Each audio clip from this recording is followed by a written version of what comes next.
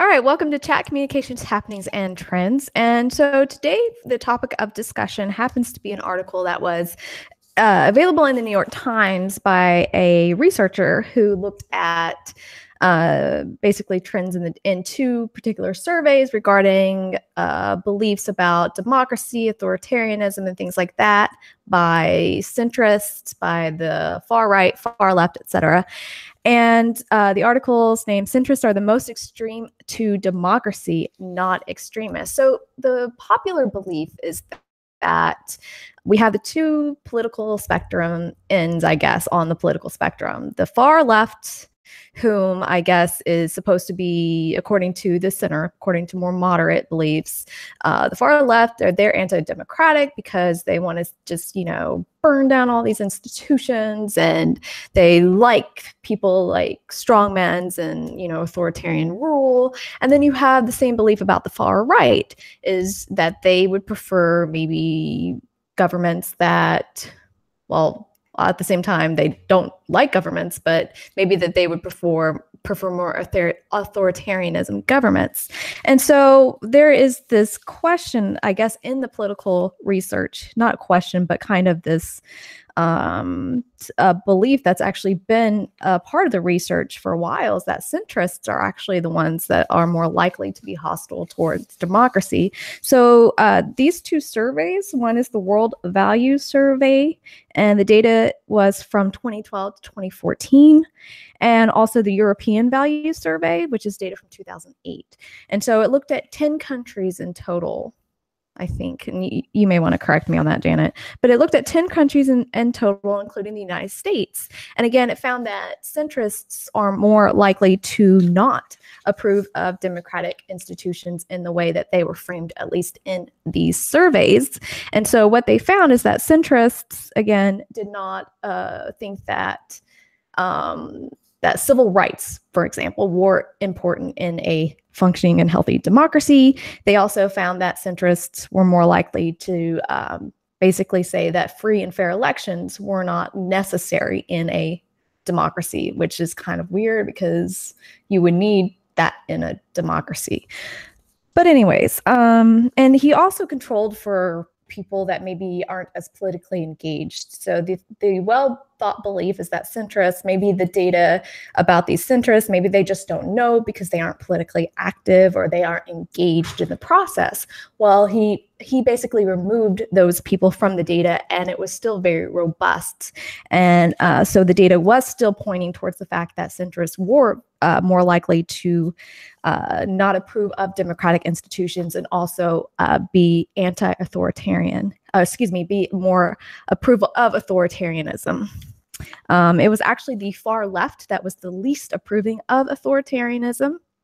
And so that is also, again, a strong belief that more moderate centrists believe, is that it's the far left. In fact, the article's author, which is the same as the researcher, makes a point here to say that strongmen, again, these authoritarian leaders, in developing worlds have historically found support in the center, which, if you think about it, really isn't that surprising, considering that if the center does encapsulate maybe a decent swath of the population, that, yeah, you would, if you vote a authoritarian leader into power and then they maintain or keep that power, they would need that large swath of the population to initially get there, right?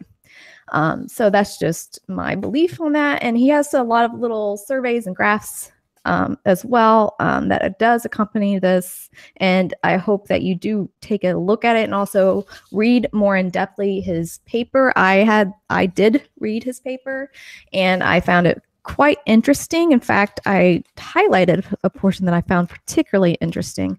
It was something about the far left, and they basically were more likely to protest, which makes sense because they thought, the far left thinks that there is a threat against democracy, whereas the center was more comfortable, or was happy with the situation. They didn't see any threat to democracy whatsoever. So maybe these centrists or these moderates, maybe they have a really perverted view of democracy. I mean, it would make sense because I'm sure that they believe that these things that they're advocating for or that they believe or that they approve of is democratic in nature to some extent. Yet it seems like if anybody is pro-democracy, anti-authoritarian, and anti-strongman, it would be the far left. In fact, in the United States, particularly, centrists were more likely to approve of, and Janet, correct me because I don't have the graph in any like tangible, like interpretable form right now. But it was basically the centrists were more likely to basically to approve of authoritarian rulers more than the far right. Now, this was not the same in Europe. In Europe, they were more the far right was more likely to approve of authoritarian rulers, and then the center, and then the left, the far left, which means the far left actually didn't approve of authoritarian rule at all. Very, very, very low. So we just wanted to kind of open up the discussion for everybody to see what they think. To me, this is not particularly surprising, but still very corroborative evidence of what we've been seeing or what some of us have been experiencing when we talk to people or talk to centrists, particularly those that are very pro-Clinton, very like you owed her your vote. You owe us, the Democratic Party, your vote. I mean, that is authoritarian to me. That is, I don't need to bow my head to anybody. I don't need to, I don't owe you my vote. You have to earn it from me. That is what a democracy does. That's what we're supposed to do in a supposed democracy. However, centrists do not see it that way, or at least the ones that I've encountered that have hold this particular belief. So Janet, what do you think? Were these results particularly surprising to you? Not terribly surprising. I mean, I would have thought the right was going to be higher on a lot of these than they were. But the one thing I want to know is, like, did they ask people straight out about the authoritative, do you believe in authoritarianism, or was it a bunch of different questions and they just kind of came? Do you know that? I didn't look through that piece of it. I can actually look at some of the items that they did ask, because I do have it here, if they even mentioned it, but not off the top of my head. I don't know. I don't think it was an outright question of do you support authoritarian ruler or somebody that's a strong man.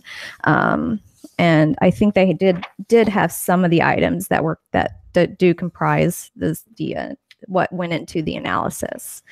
There's a Likert type scale, blah blah blah. Yeah, I'll have to look. Yeah, he has there's a PDF online too. I can pull that and add it to the video. There's a PDF with everything that everything he did to get the results and how many people he talked to, and but he broke down. So the World Values Survey, the one thing I wanted to first of all I wanted to say it was I think it was 13 countries altogether with the USA that they were looking at, not just 10, but it was mostly Netherlands and Europe. I don't think they didn't look at like Russia or anything like that. So it was all like Europe and compared to the United States. And the World Survey, the World Value Survey has been around since 1981. So it's not like, it's data that they put out they call them waves, and they do it like 3 to 5 years, and they're on wave 7, and we haven't seen that information yet. That ended in 2017, so it must have been 15 or 17 that they did. So we'll have more answers after that. But no, I was thinking, like, I can't see asking a centrist straight out that you like authoritative people. I would have to say that it was probably a bunch of different questions that they used to kind of determine that. But yeah, it definitely did comprise of a few items. I just don't know what they were. Hopefully, at some point, they will. This author will want, because I think this was just a paper kind of in works. It wasn't like something that was in a journal yet. So hopefully, if it is submitted to an academic journal and approved and all that stuff, they would include the items that comprises these questions, so that we can get an idea of what authoritarian is, what democracy is, and things like that. The author did include the democracy items and the free and fair election items, but I really don't see the items that comprise of the authoritarian ruler questions. yeah, because that was the one question that was the most surprising to me, because the United States, was it 40% of centrists, and then like the right was like only about 35. Yeah, actually that was actually the most surprising to me, because you'd think it would be kind of like the right would be the highest on that, like you see the trend happening in Europe. But instead the right was kind of moderately high, and the centrists were a lot higher, and then the leftists were pretty low on that. In Germany had the highest. I think 10%, something like that, of leftists. Super leftist. It's low. It's in the teens. But it was very low. The Germany had the highest on that one for the far right. They had 50%, so that was high. But the average European one was 38% for centrists, but in America it's 40% for centrists. So you got that. So I mean, we just found this really interesting that they, the centrists sit there and point fingers and say the left and the right are these things, or they don't believe in free and fair elections, and it's them. It's not the left or the right. It's really them that's doing this. I think Johnny makes a point. Johnny Gamer makes an interesting point. He's basically said the right is big government and punitive systems that punch down. So yeah, I see that a lot in the right, but I also do think that the left is not left, but the center for sure is very, does that. I've seen, the so-called moderates and center basically call Black people lazy. And that's usually a narrative that I thought was just dedicated to the right, basically, because I'm like, really? And you call yourself a Democrat, right?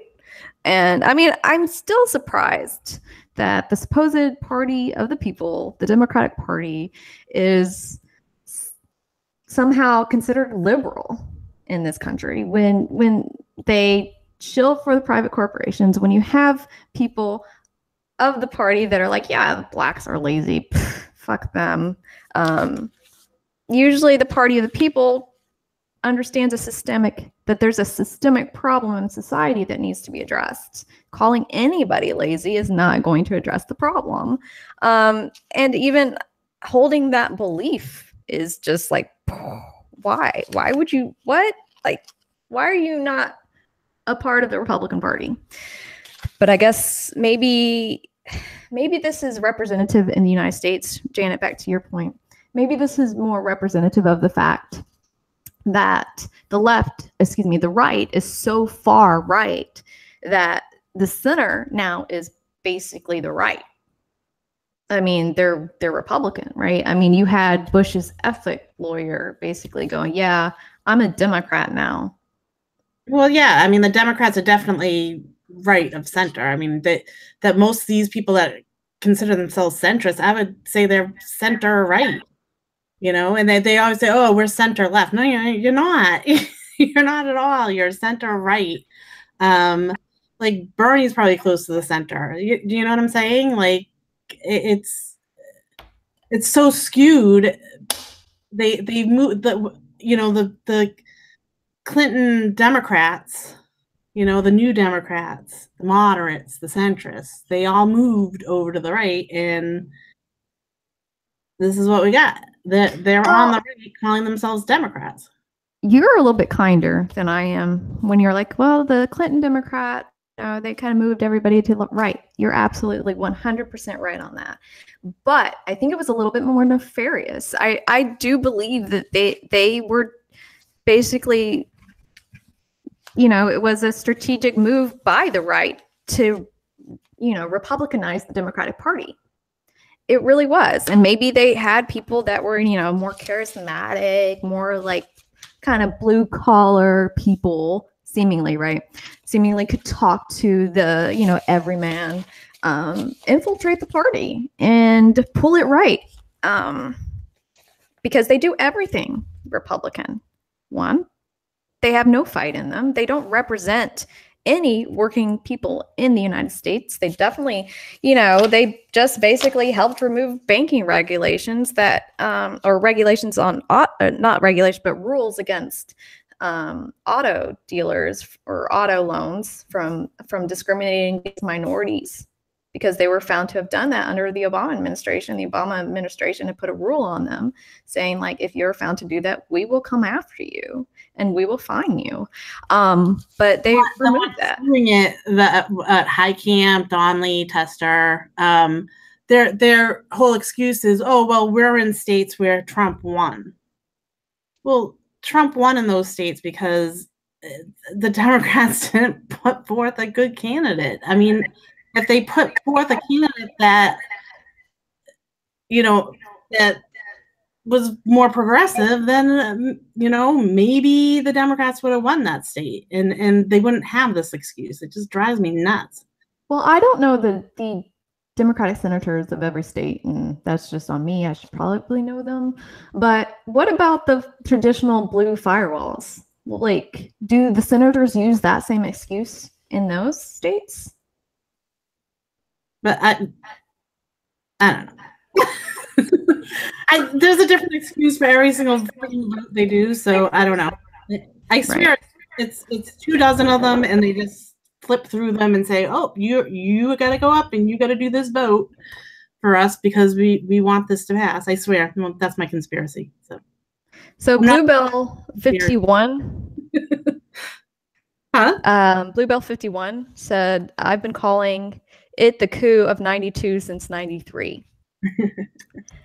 Now, I was not aware of the political climate in 1990s, in the early 90s at all. I wasn't eligible to vote until like the aughts.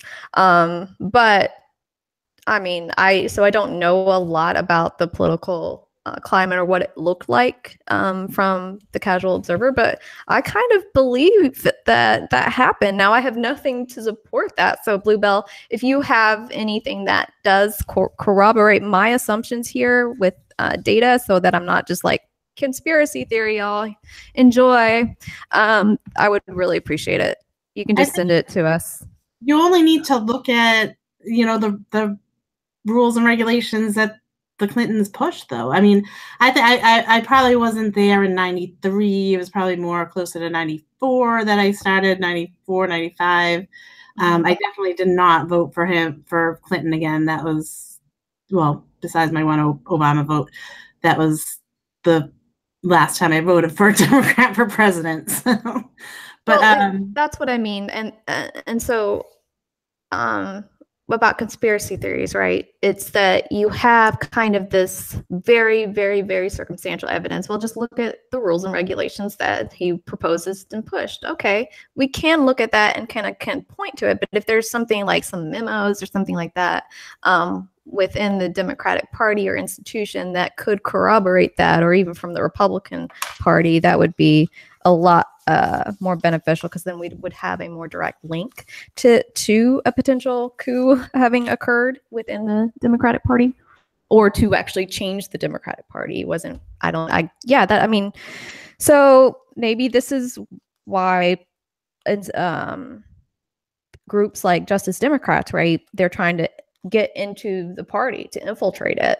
and change it from the inside. And I know that there's a large contingency on the left that says we need to run third party. We shouldn't even bother with the Democrats. And I kind of believe that because they've made a structure so impenetrable to some extent.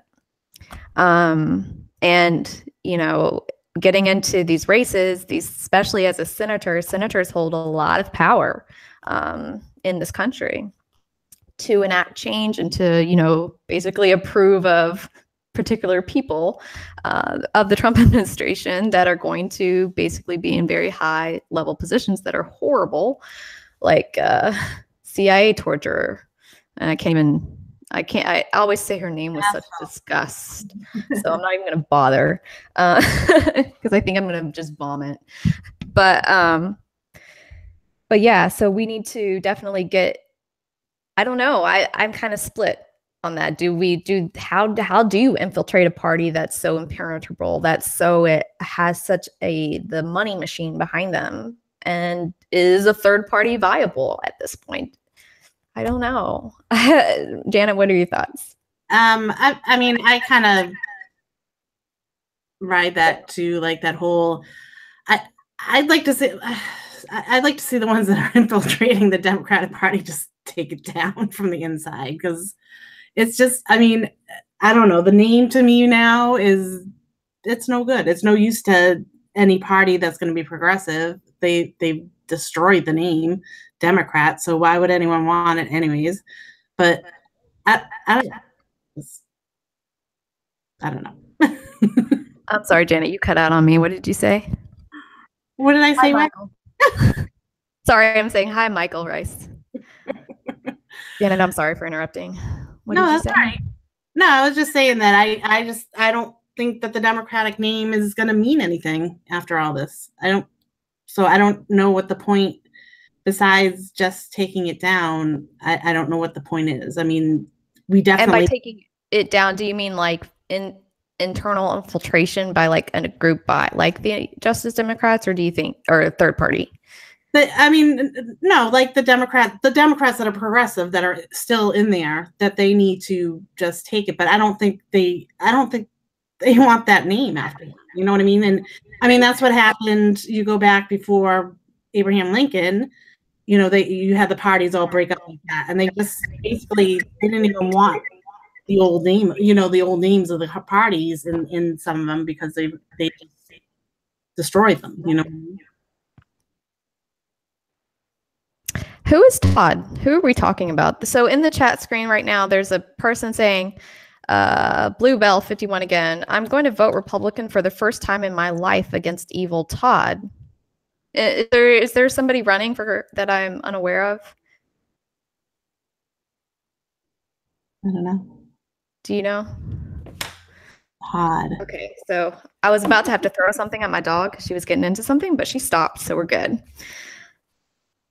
So another thing that I thought was kind of particularly interesting about this article was, again, just when you encounter a centrist, I don't know if anybody is on Twitter like as heavily as I am. We encounter, and I mean, Janet, you can attest to this, you know, until probably you're blue in the face. But centrists, again, they have this kind of expectation of loyalty. And just the hypocrisy, right? The hypocrisy runs rampant with the center that I'm still trying to resolve in my brain. Like, how can you, you know, say you don't approve of Trump because he's a strong man, right? Yet Hillary Clinton was as well. If you're telling me that I needed to show allegiance, that you expect my vote, because you know, minorities just don't have the luxury to choose, you know, then I don't get it. I have a hard time understanding that. How do they not see it? How do they not see themselves? They really just have they just don't hold a reflection to themselves, right? Yeah. Or, you know, again, this article did say strong men, how they come into power is because they grab a base in the center. That is their base. And so maybe that also explains, to some extent, the Trump vote flip, right? Like, I always viewed Donald Trump, and I know that our audience, there is some Trump supporters, and so you're just going to have to deal with this. But there are, he's a strong man to me. He's very authoritarian. He approves of dictators. He has, said some very alarming things. Now, has he implemented those alarming things? Not to the extent that I think people thought. But I've always seen him as very authoritarian, potential dictator type of person. But does that explain the moderate center that went from Obama to Trump? Because he is more of an authoritarian figure. Maybe they subconsciously noted this, or something along those lines. There was obviously an appeal there, even if you did, I guess to some extent there was an appeal for those voters, which changed the outcome of the entire election. Was it more of a, I hate Hillary Clinton, so I'm going to vote for Trump? Or was it more of a, hey, he really speaks to me and my economic conditions, so I'm going to vote for him? What do you, I mean, I'm just throwing it out there like a question. I really don't know.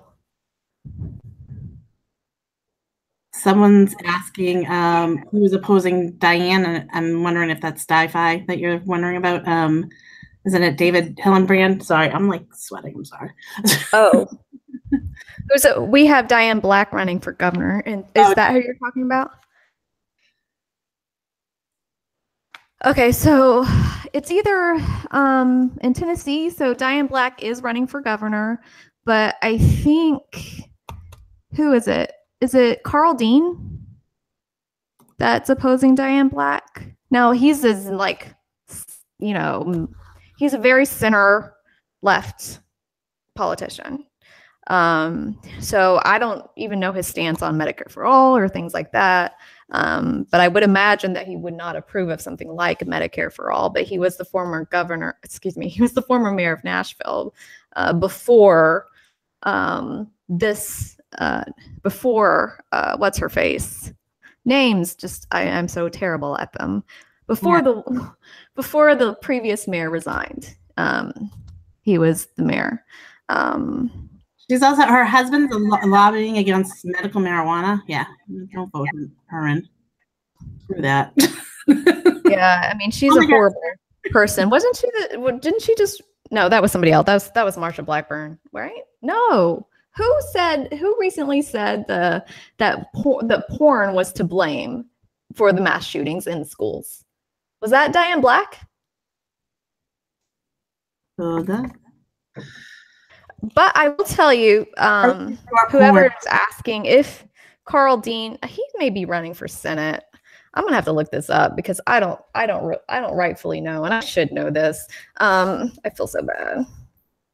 Yeah, she blamed grocery store porn on the. Yeah, like nobody should vote for her. She's so terrible. Okay, it's Phil Bredesen running for Senate. It's Carl Dean running for governor. That's what I think. So to be perfectly honest, if it was between Diane Black and Carl Dean, I would vote for Carl Dean. It's not, to me, Carl Dean is way better than Hillary Clinton, like tons better, much more progressive.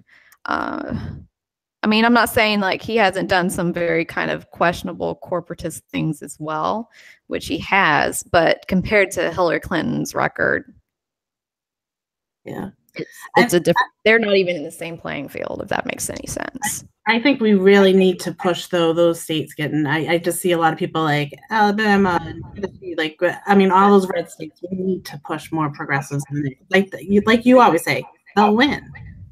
I do believe that progressives can win in the South, and I've seen it on a very local level. In fact, our previous mayor, she was a lot more progressive than a lot of the candidates you see until she resigned in disgrace for basically stealing tax money to maintain and then hide an affair. But that aside, I mean, politicians, right?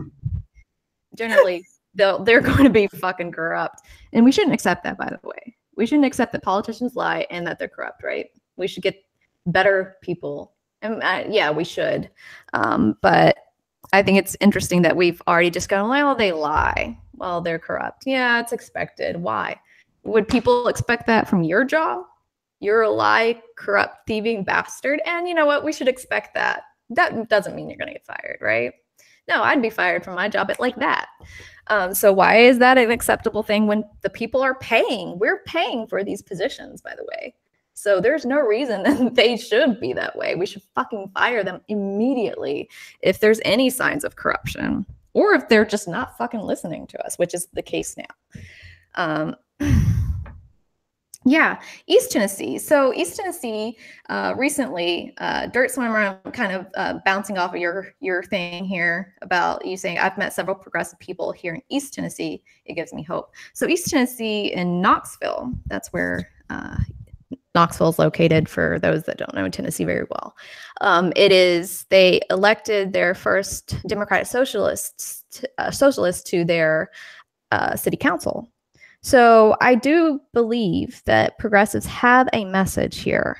Now, I don't know if that DSA person or member, if she ran on the Democratic ticket or if she ran as an independent, but I really believe that if you are more likely to run as an independent and say that you are not beholden to the DNC and RNC, that you are beholden to the people, I think that that's a message that will resonate in and out of the gate. I really do believe that there is a foothold here. Now, if we can just get the Democratic Party to not interfere, that would be great. We had a hard time with that, going back and forth, talking about some of the candidates in Massachusetts and how they should run, whether they should go independent or if they should go Democratic Party. So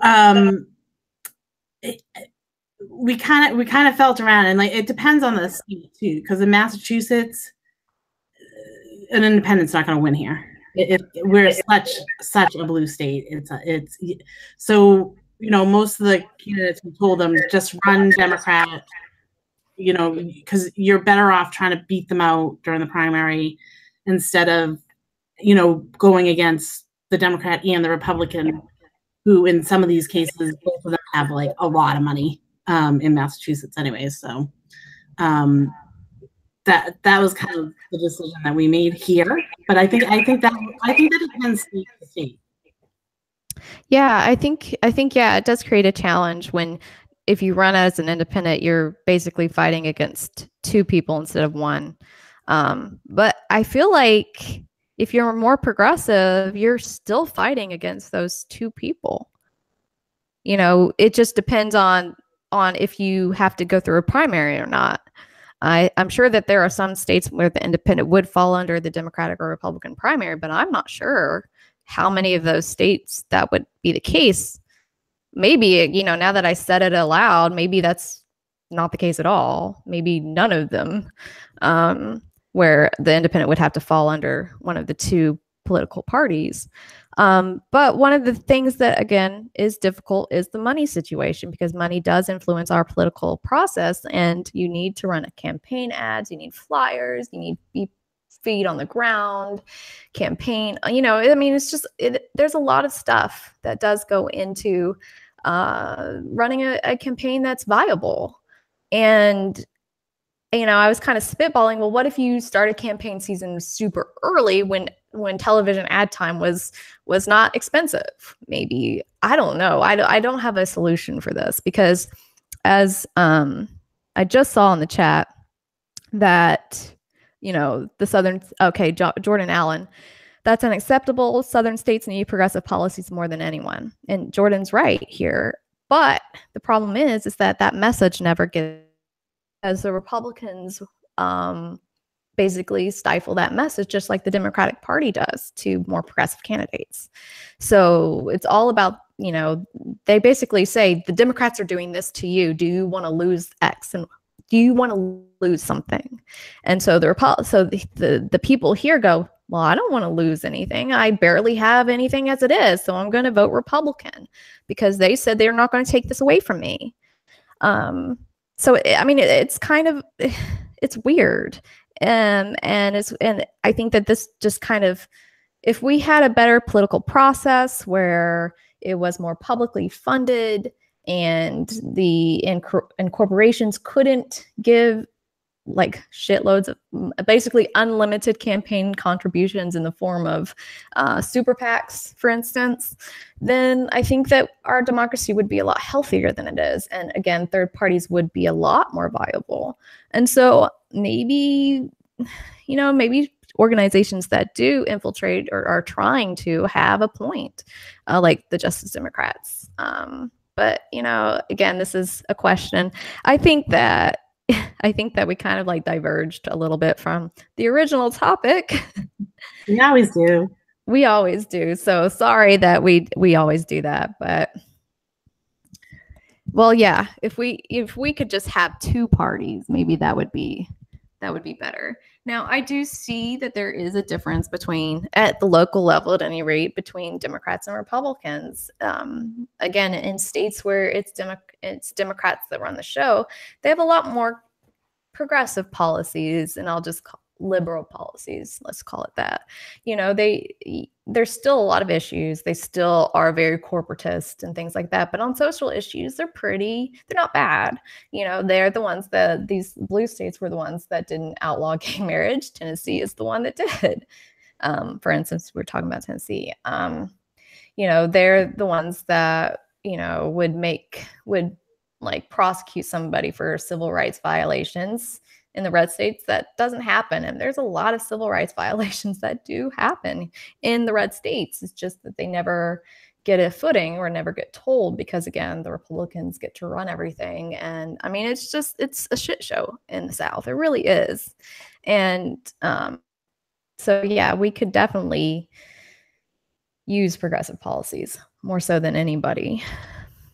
Personally, I do see a difference. If you're in a very red state, you see a difference between Democrats and Republicans, and Democrats generally are more progressive than their Republican counterpart. Now, at the federal level, that is a question that is definitely up for debate, because at the federal level, you just don't see it. And again, you do have some people, like the Blue Dogs that come in and basically vote with the Republicans. So, I mean, that distinction is very difficult to find. But again, at the local level, especially in states that are run, blah, blah, blah, there's a distinction. And now I don't know what I was going to say. There is 2 years of, so this is something that so Dirt Swimmer, 2 years of free public college here in Tennessee. This is something that has like perplexed me. So the current Governor Haslam, of Tennessee, I'm talking about Tennessee, he implemented or helped push for this initiative to educate the people in Tennessee, and to some extent the adult workers here in Tennessee. So for one of his initiative has been 2-year free public college at community colleges in Tennessee, which honestly I think is a fantastic thing to happen. But at the same time, he does really weird Republican type of things, like assures that, there's no taxes on the rich. We don't actually have an income tax here, and the state legislature voted here that it would be unconstitutional to implement an income tax. So everything is very reliant upon sales tax. And of course, it's a pretty regressive tax because, somebody who's rich can actually go out of state, even though you're not supposed to do that here. If you do go out of state and do a purchase, you're supposed to report that to the Department of Revenue, but who does? Nobody. But anyways, so more wealthy people can go out of state, get their items and come back. They can afford the purchases that they do. Even on food, we have a sales tax on food in Tennessee. And so that is a regressive tax because everybody has to pay for it, except for the people that are poor have a harder time paying for it. than those that are wealthier. So definitely regressive in nature. And there's been no push to change that or to help. There has been a push to reduce the sales tax on food items because I think people were starting to realize in the state how regressive that tax is. But I think it was just kind of like, oh, you know what, peasants, just shut up about it. Also, he pushed to try to get adult learners to come back to college for free. So if you didn't have your degree or you stopped in the middle of it, you could return for free. And so that was another push by the governor here, Governor Haslam. Now, Diane Black will be thousands times worse than Haslam. And Haslam has attempted to do the Medicare expansion twice now, but he keeps getting overridden by the Republican legislatures here in the state because it is a supermajority state run by Republicans. So he continues to do these things, but the Republican legislatures want nothing of it. And it's really hurting the state as far as like health outcomes and things like that are concerned, because from what I have read, local hospitals have had to shut down because they have no clients because all the clients aren't on healthcare and can't afford it. So local hospitals have had to close, which I think was kind of an argument for not having Medicare expansion, which is kind of weird. Like, do people not realize? But whatever. But yeah, I think the whole thing is a mess. Yeah, Aaron, Haslam was much of a more moderate, but again, the Republican Party has pulled right. So again, I think this kind of goes into like who represents the center. And I know that this author, if you read his, I don't know if he said this in the New York Times piece, but he definitely did say this in the big article that is linked in the New York Times piece about how he set up controls, or he basically determined who represents the center based off of like beliefs about immigration, because historically people that, you know, believe that immigrants are the problem and things like that have represented the right, and historically people that don't believe that have represented the left. And so we put those things in there to see who represents the center. But I'm sure I would be curious to know, you know, because at least in the United States, we have seen a shift of who the center is, or at least what a Democrat is. You know, I would be very interested in knowing if there was more that went into that measure. Jan, do you remember him talking about that in the New York Times piece? I don't know about the centrist thing. All I know, I started looking into what do you consider a centrist? And of course, it came up with the New Democrats, which was Clinton. And they actually had a caucus, the centrists, that Dianne Feinstein was in, and Nelson from Florida was in there. So yeah, these are the people that are in articles they're calling, you know, Liam and Jones centrists. So if that's their idea of who a centrist is, then they're probably more looking at the right anyway. Okay, yeah, then in my mind, because I keep saying this, like if you support somebody like Doug Jones, you are not a centrist, you are a Republican. So yeah, I think that they are actually pulling from Republicans. Now, in the New York Times article, he had 3 major boundaries, which was the left, the far left, the far right, and then the center. But in his journal piece, in his research article that again is linked, he had it broken down by like far left, center right, and far right. And so I think for the purposes of, I guess, expediency and also kind of to basically have it better understood, he lumped the center right and center left with the center. Or did he take it out? Did he take out the center left and center right? Like, did he lumped it together, because even like John McCain's considered a centrist. He was part of that caucus too. Yeah, no, I would agree that John McCain is considered a centrist, considering how far the right has gone. Yeah. Right.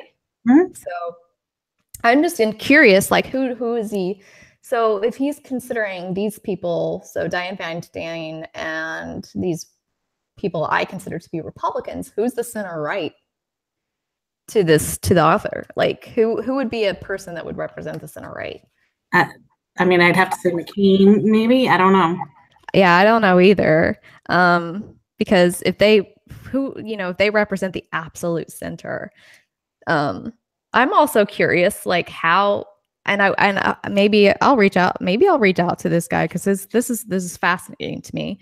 But I'm interested in political understanding and political activism and political participation. Like who is more likely to participate in politics, or like who, because he said that he basically removed people out of the center that don't participate in politics or don't know a lot about politics but identify themselves as centrists. So how many did he have to remove, versus like did he remove any from the far left and far right, or were they all politically engaged? Like who is more likely to be politically engaged across the spectrum? Because to me, people in the center aren't paying attention. Like maybe they're just mindlessly listening to, MSNBC or Fox News. This is a problem. But maybe they keep, maybe, and then they don't question anything. So they maybe vote from time to time. But outside of that, what is their political levels? I don't know. I'm sure there's probably an article on this, but I'm curious to know if he had to weed more of the politically unengaged from the center than the far left and far right. I don't know. So many questions. This kind of provoked a lot of questions in me, just because of the fact that I don't know. I just, whenever I counter somebody that identifies as a centrist or moderate, they're just so authoritarian to me. And so I'm like, the results just really weren't that surprising, but at the same time, it's kind of depressing. One thing that was interesting and is, again, who is defined as far left, center right, and far right, and not just centrists. So, who is somebody like, Bernie Sanders considered center left, whereas somebody like me or Janet would be far left. I would be curious to know who would be in, classified in those categories. Is it more of a perception of not the reviewer, but the test taker or the person that's answering the questions? Like, yeah, I consider myself far left or far right. I'm sorry, I paused here. Young people are more engaged, says Dirt Swimmer here. And I think Dirt Swimmers has a point. I think young people have seen a lot of degradation in the political process. I mean, if they lived through anything like what I've seen, I didn't get to have a say. I wasn't voting. I wasn't eligible to vote or eligible to really do. I was a kid when Citizens United happened, and so if they're like me and they've seen all of these things happening and accumulating, and then you start seeing a push towards authoritarianism and anti-democracy views, I think that should make anybody engaged, especially if you feel so disenfranchised from the traditional process. The younger viewers also have access to alternative media sources that somebody like my parents, who are part of the baby boomer generation, didn't, and also still don't use. So you have like traditional media outlets that, I don't know if anybody saw that study that was done, and I think The Intercept may have reported on it.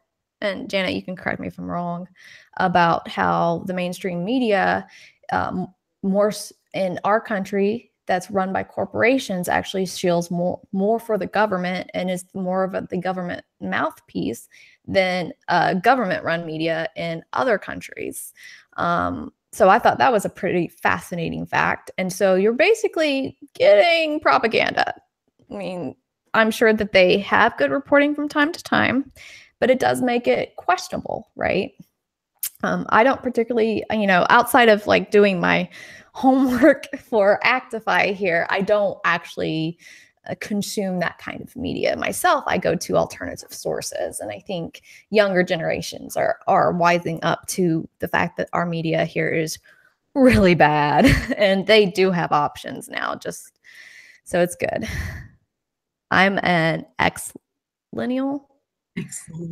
I don't know what an X-lineal is. It's like on the cup, must be born like 1982 normally.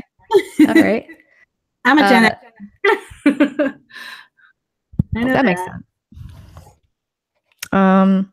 But I was gonna say with the younger, I'm actually really surprised with how much more empathetic a lot of the younger people seem to me than even going back like 10 years or 20 years or when I was that age. You know what I mean?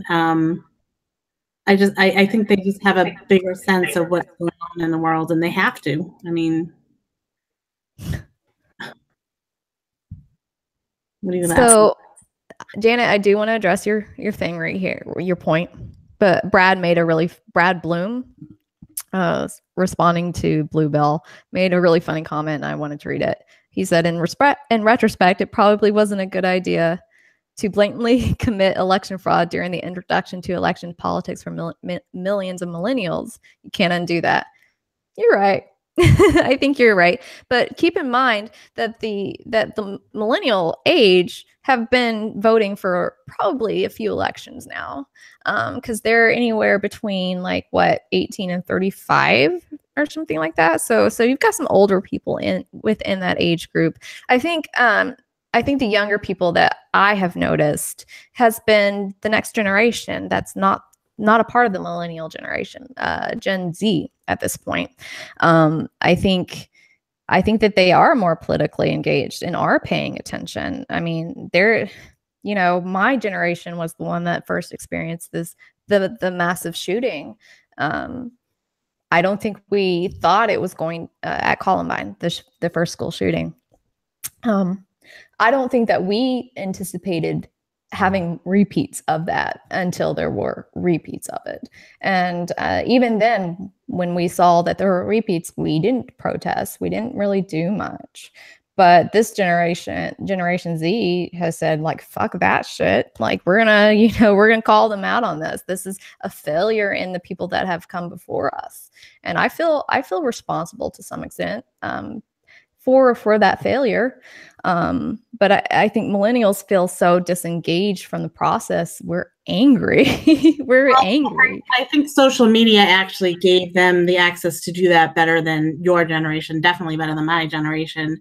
And I think, but there's a whole other problem that social media is making them less interactive with real people. So you got the whole thing. But I mean, at least they have the tool to utilize in pull together. And like you said, you didn't know of anybody that was as progressive as you until you kind of got online and found your people. You know what I mean? So I think that is one of the best things that social media has done. I mean, it's done some other good things, but that is one of the best things. So yeah, I think social media has done some very powerful, has been a very powerful tool. And you're right, I didn't even think about the way that social media was utilized to help kind of orchestrate and organize. And it does it in real time, so it makes it a lot easier. God, what was I going to say? I was going to say something, and now I have forgotten what I was going to say. Murdering mice, sorry. Huh? I just had to chase my cat because it was murdering a mouse in the kitchen. Dirt Swimmer says, I've been voting since 1984, and I'm somewhat jaded. I mean, somewhat. I mean, I'm super jaded, and I haven't not been voted. I wasn't even born in 84 yet. I wasn't even born yet. But I'm super jaded. I get to the point where I'm like, the people that were before me, maybe not Gen X, no, maybe not Gen Y, whatever the like generation is between boomers and millennials, right? The like forgotten generation. That's us, Gen X. Gen X, yeah, that's what I thought. Sorry, I forgot, guys. Forgive me. I know, you forgot me again. I never forget you, Janet. Come on. Anyways, so I think that maybe not Gen X, but baby boomers, they got to actually experience a real kind of representative democracy. They got to vote when money didn't corrupt it to the extent that it is now. And I'm envious of that. And then I go, well, why did they allow it to go to shit? You know, why did they did not, it makes me mad. I'm mad about that, you know, because they got a chance. You know, they got a chance if they wanted to run for office. It was viable to them, you know, maybe before the Clinton era. But maybe in the 80s is when it was more viable for them to run. But they got to experience that. And I feel like that's something that me as a voter has never gone to experience, would be an uncorrupted political process where money didn't have such a big influence in who gets elected. And I'm envious of that. And obviously I'm very angry. And I think, you know, the first thing that we have to do if you're going to do any type of activism is we're focused on money in politics.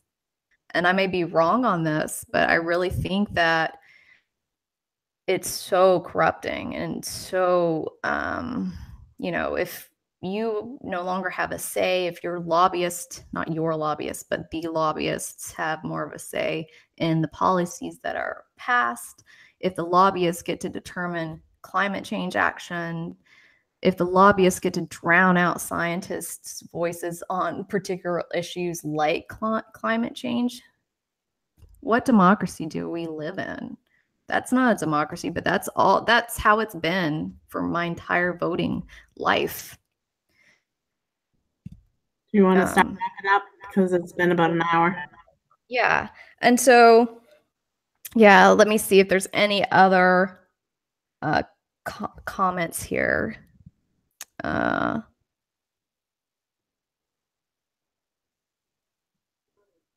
Right. So Brad Bloom basically says, same here, Amanda. And then when older generations chastise the youth as being selfish, entitled, lazy, etc., I'm like, expletives. He's got a lot of expletives. Yes. I feel the same way. Do what now? You can swear on here, Bradley. We swear.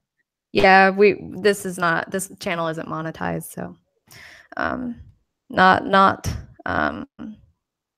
not restricted to the rules. So I think that will be it for today's for today. But I do encourage, if you have not seen this piece, Jana, is there a way we can link it below? Yeah, I'll put it in when the video goes out, I'll put it in the thing. So if you haven't had an opportunity to read this article, because I don't know, I was fascinated by it, I would recommend that you do. Janet will do you a solid and have it linked in the description below so that you don't have to go searching for it. And it's really short, the main article. The other article's a very short read, but it's kind of loaded as far as like in research jargon and things like that. So you could just stick to the main article. But I would recommend, again, you guys take a look at that, because that's going to be a really interesting tool to have at your disposal when you encounter particular people. Yeah, so thank you guys for watching, and we hope to have you back here. We're going to do this Tuesdays and Thursdays, so we hope to have you back here on Thursday. Thank you so much. Bye. Thanks. Bye.